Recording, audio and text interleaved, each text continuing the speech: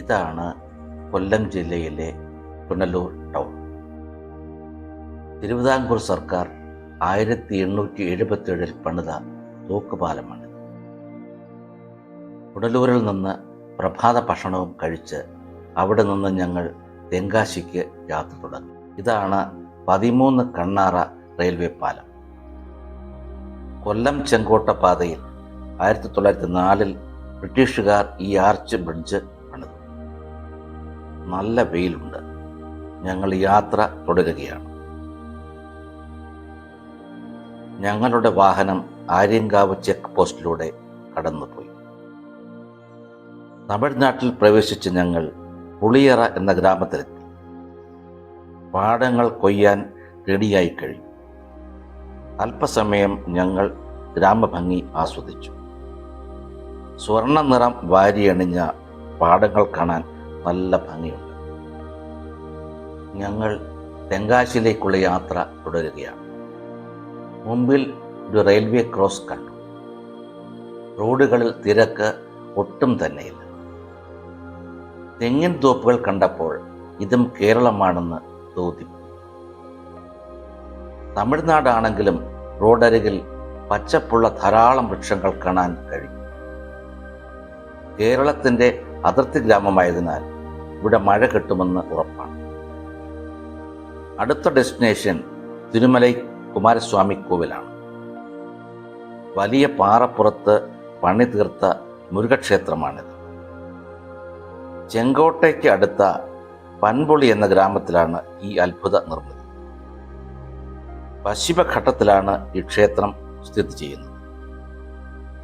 തിരുമലൈ കാളിയമ്മൻ എന്ന ദേവിയുടെ ക്ഷേത്രവും ഇവിടെയുണ്ട്.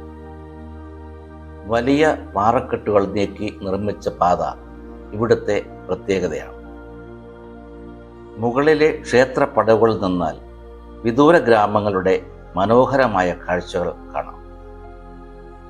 ഇന്ന് ഇവിടെ വലിയ തിരക്കുണ്ട്. നല്ല വൃത്തിയും വെടിപ്പുമുള്ള ക്ഷേത്രാങ്കണം. അതിമനോഹരമായ ശില്പഭംഗിയുള്ള ക്ഷേത്രമാണ് കുമാരസ്വാമി ക്ഷേത്രം.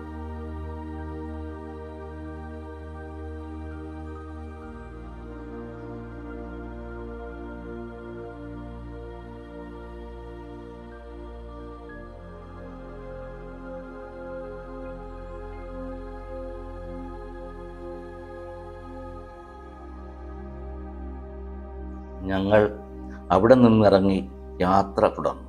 അടുത്ത ലക്ഷ്യം തെങ്കാശിയിലെ കാശി വിശ്വനാഥ ക്ഷേത്രമാണ്. ഞങ്ങൾ അവിടെ എത്തിയപ്പോഴേക്കും ക്ഷേത്രവാതിൽ അടച്ചുപോയിരുന്നു. പാണ്ഡ്യരാജാവ് പരാക്രമ പാണ്ഡ്യന്റെ കാലത്ത്, അതായത് 13ാം നൂറ്റാണ്ടിൽ നിർമ്മിക്കപ്പെട്ട ക്ഷേത്രമാണ്. ഞങ്ങൾ വീണ്ടും യാത്ര തുടർന്നു.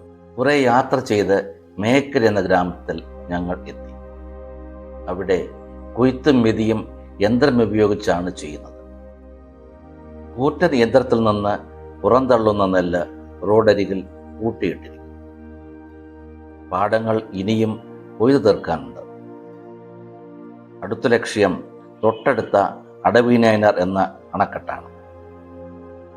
670 മീറ്റർ നീളമുള്ള ഈ അണക്കെട്ട് ഹനുമാൻ നദിയിൽ പണിതിരിക്കുന്നു. ചെങ്കോട്ട താലൂക്കിൽ ജലസേചനം നടത്തുന്നത് ഇവിടെ സംഭരിക്കുന്ന വെള്ളം കൊണ്ടാണ്.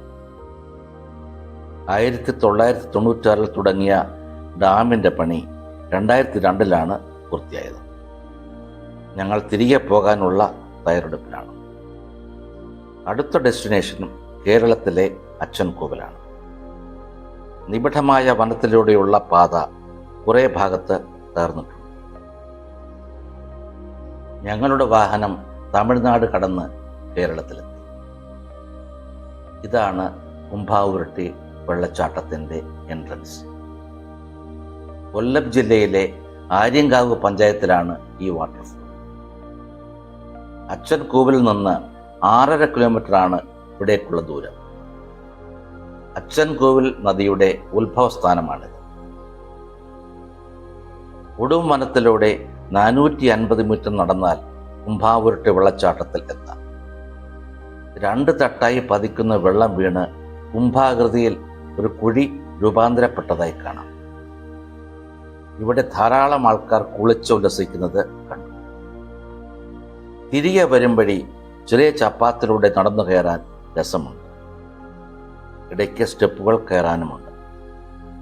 പ്രകൃതിയിലെ ശുദ്ധമായ വായുവും വെള്ളവും പച്ചപ്പും നമുക്ക് വേറിട്ടൊരു അനുഭവമാണ്.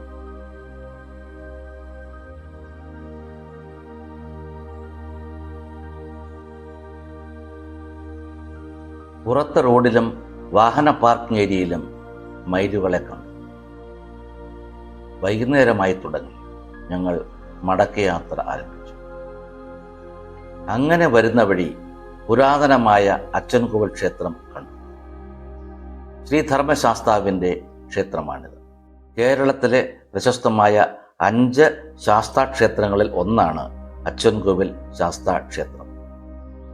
സർപ്പദംശനത്തിന് ചികിത്സ കിട്ടുന്ന ക്ഷേത്രമാണിത് എന്ന് പറയപ്പെടുന്നു. മടക്കയാത്ര കേരള സർക്കാരിൻ്റെ സ്റ്റേറ്റ് ഫാമിംഗ് കോർപ്പറേഷൻ വക എസ്റ്റേറ്റിലൂടെയാണ്. സൂര്യൻ അസ്തമിച്ചു തുടങ്ങി.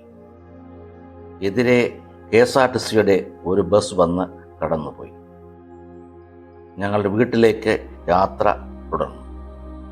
രാത്രിയിലേ അവിടെ എത്താൻ കഴിയൂ.